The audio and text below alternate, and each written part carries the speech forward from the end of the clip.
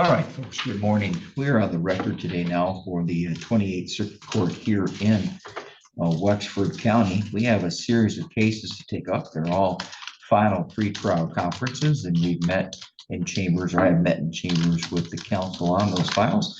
And we're going to begin today by taking up the case of People of the State of Michigan versus Edmund Roy Arlt. File number is 26-14202. FH, appearances, please. Kearns on behalf of the people. And I'm Jeff Harrison. I'm here on behalf of Mr. Arlt. He's joined me at the table. All right, thank you. You may be seated, sir. Mr. Arlt is currently in pretrial custody, and as I mentioned, I've already spoken with counsel in chambers, and they told me that we have a pretrial agreement, and they already gave me a copy of it. I'm going to go over that pretrial agreement and then ask the counsel if I've got it right. So the defendant is going to plead guilty today to a total of 4 counts. Count 1 is assault with a dangerous weapon, also known as felonious assault. He'll be pleading guilty to that count. Count 5 is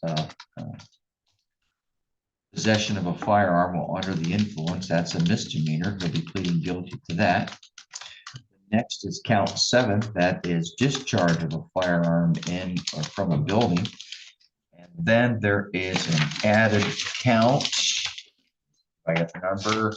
Added count 8, and there he's going to be pleading to possession of a firearm as a felon. The other counts will be dismissed, and there will be a reduction from a habitual offender 4th enhancement to a habitual offender 3rd. Did I get that all correct, Mr. Carnes? Yes, Your Honor. Mr. Harrison? That sounds correct to me, Judge. All right, good. Mr. Arlt, is that how you wish to proceed today? Yes. Your Honor. You may remain seated, but I need you to raise your right hand, whatever is comfortable for you, to the best you can. Thank you. Do you swear or affirm that the information and testimony that you're about to provide today will be the truth, the whole truth, and nothing but the truth? Yes, Your Honor. You may lower your hand. Mr. Arlt, looking back here on February 1st of this year, were you on probation, parole, anywhere? Okay, were you on bond and in any felony charges? No. All right, good. Thank you. And that's important because there are potentials of consecutive sentencing based upon those questions. So those don't apply here. So that's good for you. I'm going to go over what the charges are as they are listed here in the file. Then I'm going to go over the terms of the agreement. Then I'll go over with you your rights, and then we'll talk about taking the plea. Count 1 is a charge of assault with a dangerous weapon, which is also known as felonious assault. And in this particular charge, the assault allegedly was done with a rifle. Now that's a felony punishable by up to 4 years and or up to $2,000. And as a 4th habitual felony offender, that could be increased, or the maximum punishment could be increased to up to 15 years. However, I'm told you're going to plead guilty to that, and instead of pleading as a 4th habitual felony offender, you'll be pleading as a 3rd habitual felony offender, which means that maximum punishment could, within the discretion of the court at the time of sentencing, be increased from up to 4 years to up to 8 years. So it goes down from a maximum of 15 down to 8. Count 2 is another charge of assault with a dangerous weapon. This involved the same rifle apparently, but deals with a different different victim. Once again, it's a felony punishable by up to 4 years and or up to $2,000. And as a 4th habitual felony offender, that could be increased to up to a maximum of 15 years. However, that count and its enhancements will be dismissed. Count 3 is another charge of assault with a dangerous weapon, also listing a rifle, so I assume it's the same rifle. And there it's a 3rd different victim. And once again, the maximum punishments are just the same as I mentioned for count 2. A felony punishable up to 4 years and up to $2,000 was a 4th habitual felony offender. It could be increased up to 15 years, but it's going to be dismissed. Okay, so far I've talked to you about 3 charges, and only one of them are you pleading guilty to, and that's with a reduced habitual enhancement. The other 2 will be dismissed. Count 4 is an important one. This one is called felony firearm. When someone is convicted with a felony firearm charge, which means they used a firearm in the commission of a felony, there is a mandatory 2-year sentence. There's no minimum, there's no other maximum, it's 2 years. And the other thing is, it has to run consecutive to any other sentence. So if you were found guilty of felony firearm and assault with a dangerous weapon, and if I gave you 2 years for each, you'd have to serve a total of 4. So the dismissal of this count, which is going to be done, is important to you because you're already taking off 2 years. So that charge will be dismissed because you're not going to plead guilty to that one based upon what I've been told. Count 5 is possession of a firearm while under the influence of alcohol. That is a misdemeanor punishable by up to 93 days and a minimum of 100 to a maximum of $500 in fines. And there's, of course, mandatory forfeiture of the firearm itself. That one, again, I'm told you're pleading guilty to. Count 5 is a charge of reckless use of a firearm. That's a misdemeanor punishable by up to 90 days and or up to $500. And the court could suspend hunting privileges for up to 3 years, but that charge is going to be dismissed. Count 7 is discharge of a firearm in or at a building. That is a felony punishable by up to 10 years and or up to $10,000 plus, of course, mandatory forfeiture of the weapon or device. And as a 4th habitual felony offender, that could be increased up to life. However, the prosecutors agreed that you'll plead, or I've been told you do as well, you'll be pleading as a 3rd habitual felony offender, which means that maximum punishment could, within the discretion of the court at the time of sentencing, be increased from up to 10 years to up to 20 years. Now, there's another count that's going to be added, and it's going to be an added count 8. Added count 8 will be felon in possession of a firearm. Is that 4 or 5?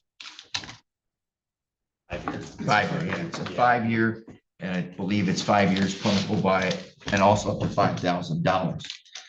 As a 3rd habitual felony offender, you'll also be, the sentence could be increased within the discretion of the court at the time of sentencing from up to 5 years to up to 10 years.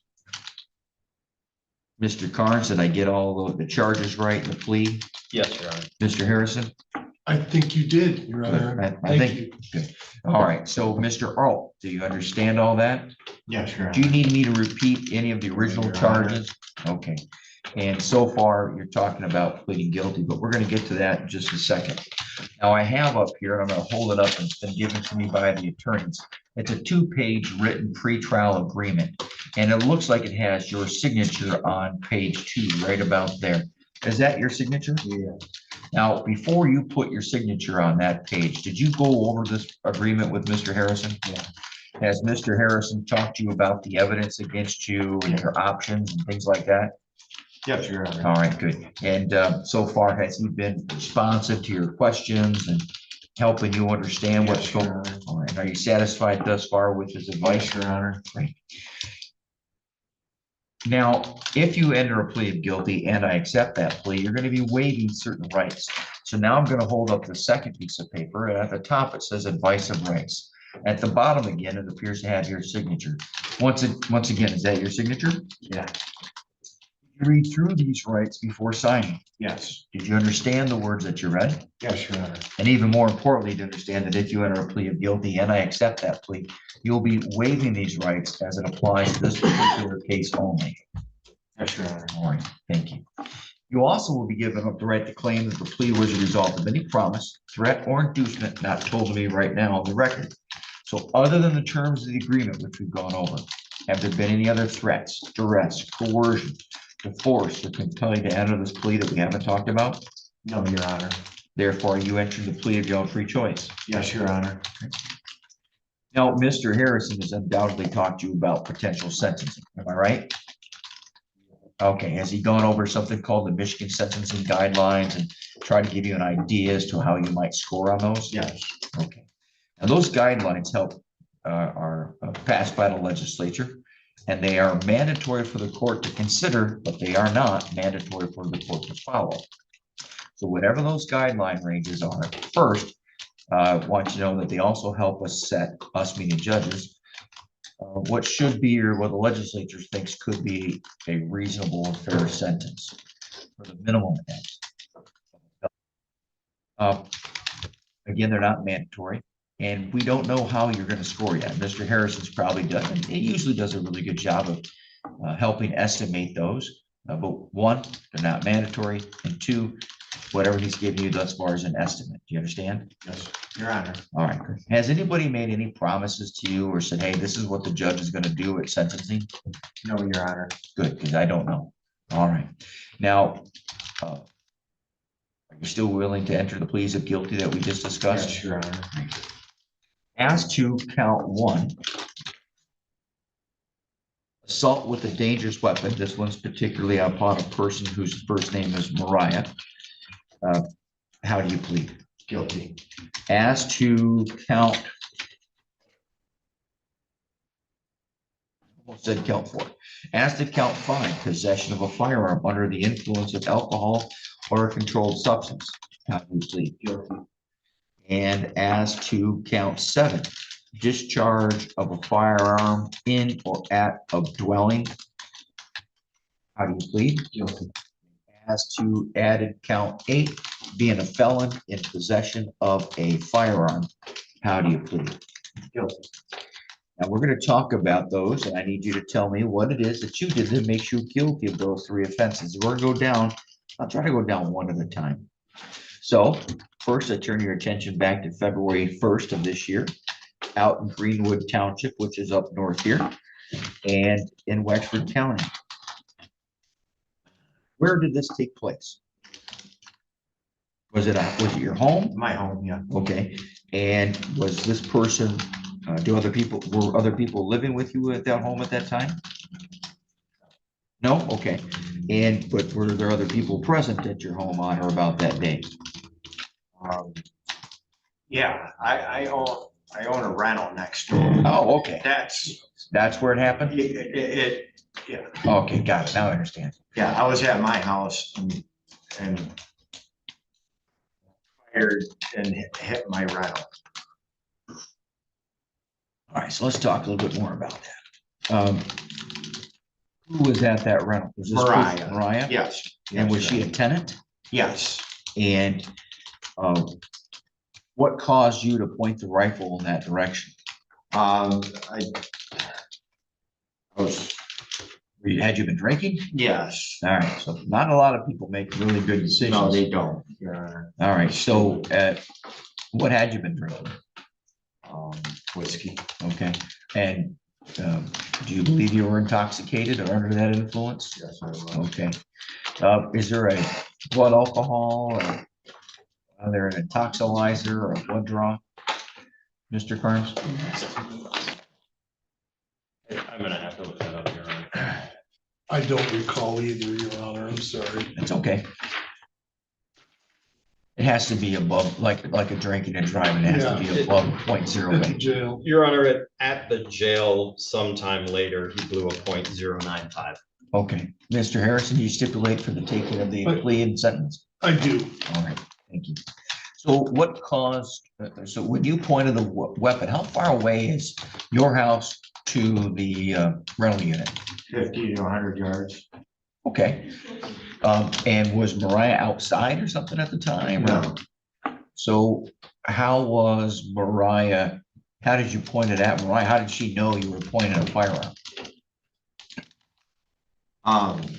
Do you know? We had an altercation earlier. And so she basically. Where was the altercation? On the phone, outside? Hi, in her house, yes. Oh, in her house? Yeah, I walked down to my round. Just tell me what happened then. Why'd you go over there? Just give me the story. Money. Oh, she hadn't paid or something? When you went over there, did you take the rifle with you? No?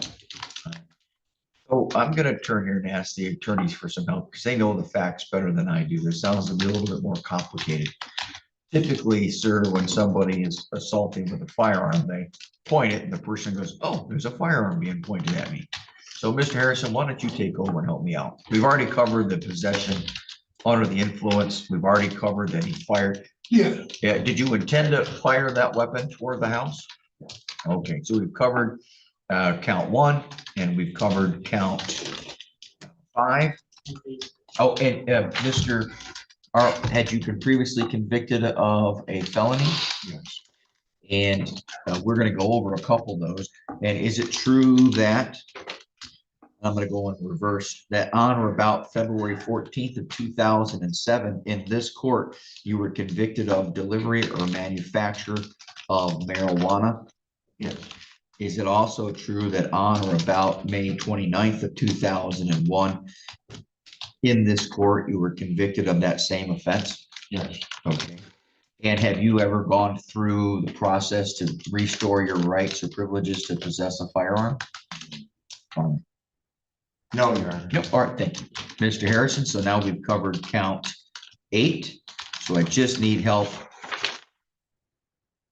With count 1. We've covered counts 5, 7, 8, and the HAB 3. I need help with count 1. That's the assault toward Mariah.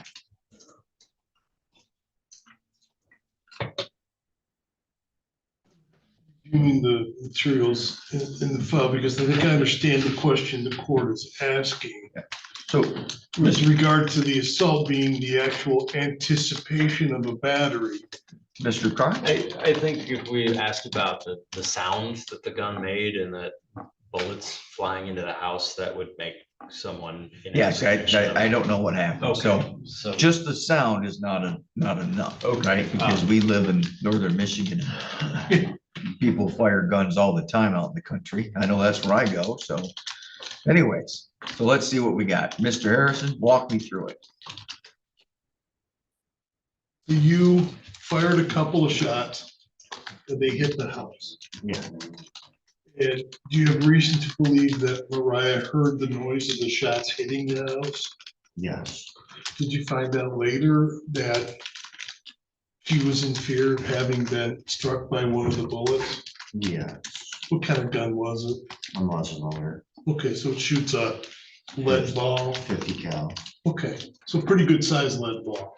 It would be reasonable for her to be in anticipation of being struck by that. And this occurred after the argument that you had with her earlier? Yes. Yes. All right, thank you.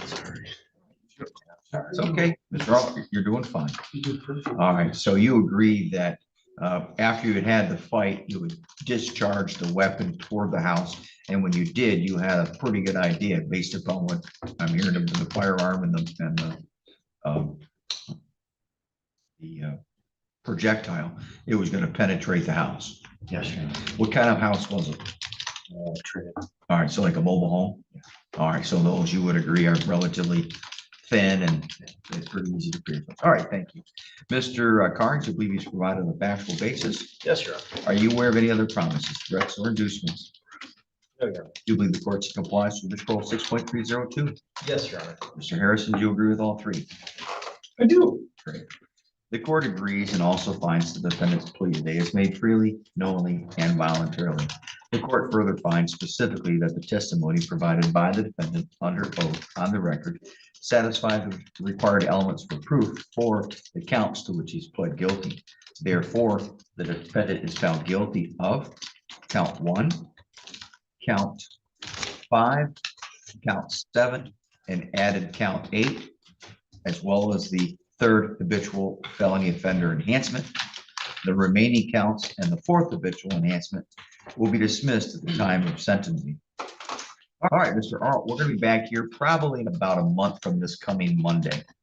And that's when we do sentencing in this court. Between now and then, an agent from the Department of Corrections is going to prepare a pre-sentence investigation report. This report is required anytime someone's convicted of a felony in a state court here in Michigan. Now, there are 3 steps involving the preparation of this report that involve you. Number 1, you're going to get a packet, and the clerk has it right here. and it'll go back with you with the corrections officer. And you're gonna open up, follow the instructions, fill out all the information that you know, to which you know the answers. Turn it in. Step 2, you'll be subject to an interview with an agent from that office. And step 3, oh wait, you also have the right to have Mr. Harrison present at the time of that interview. And step 3, Mr. Harrison's gonna come and meet with you prior to sentencing. Generally, we get those all about 10 days or so prior to sentencing. And he's gonna come back and go over it with you to make sure that all the information is complete and accurate. Each side has the right to come back to this court and request corrections, whether it's to the scoring or the content, or make objections to things before I give a sentence. Also, this report will include a description of the offense, description of the pretrial agreement, any statements, information you make or provide, as well as you have the right to, you'll put a description about what happened in the event. And the victim has the right to send a statement. The victim also has the right to appear here at the sentencing and address the court. I just want you to be aware of that and understand that that could happen.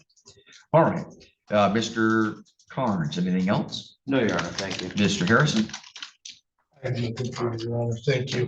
The court revokes bond, remands the defendant to the custody of the Wexford County Jail. And Mr. Arlt, we'll see you here in about 4 weeks. Thank you, Your Honor. Thank you.